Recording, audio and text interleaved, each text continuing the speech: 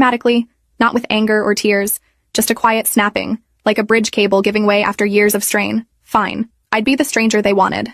Wednesday morning started like every other morning. My alarm went off at 5:30. I made coffee, checked my work emails, started thinking about what I'd need to accomplish that day.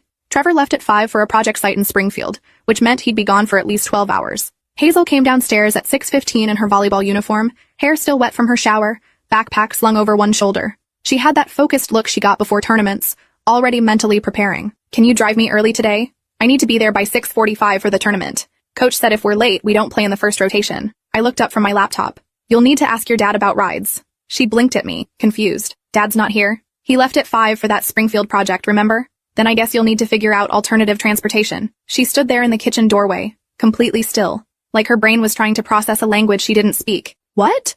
You're seriously not taking me? I'm just a stranger. Your dad's roommate, according to your mom. Strangers don't rearrange their schedules for other people's kids. Her face cycled through several emotions in rapid succession. Confusion, because this wasn't how I behaved. Realization, as she understood I'd seen the text. Anger, because how dare I bring that up. Panic, because the tournament started in half an hour. Are you kidding me right now? This is insane. Not even a little bit. Not kidding at all. For 3 years, I'd been her backup for absolutely everything. Every forgotten assignment that needed to be retrieved from school because she'd left it in her locker.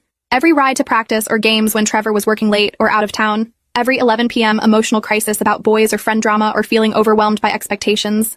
Every early morning emergency when plans changed and schedules shifted. I'd learned the schedules of all her teammates' parents, so I knew who could carpool in a pinch. I'd become the team mom by default, bringing orange slices and water bottles and organizing the end-of-season parties.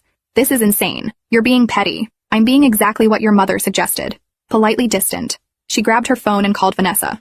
Once, twice, 3 times.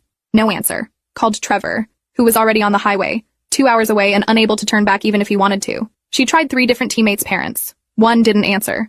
2 couldn't help on such short notice. Apologized profusely. Asked if everything was okay at home. She ended up missing the entire tournament. Her team lost without their starting setter. Her coach called Trevor during his lunch break, disappointed and concerned, asking what had happened to our family's usual reliability. Hazel spent the day in her room, crying and rage texting her mother about how I'd ruined everything, how I was a horrible person, how she'd been right all along about me. I felt terrible listening to her cry, but I also felt something else underneath the guilt. Relief, maybe. Or the grim satisfaction of finally letting them experience the natural consequences of their choices.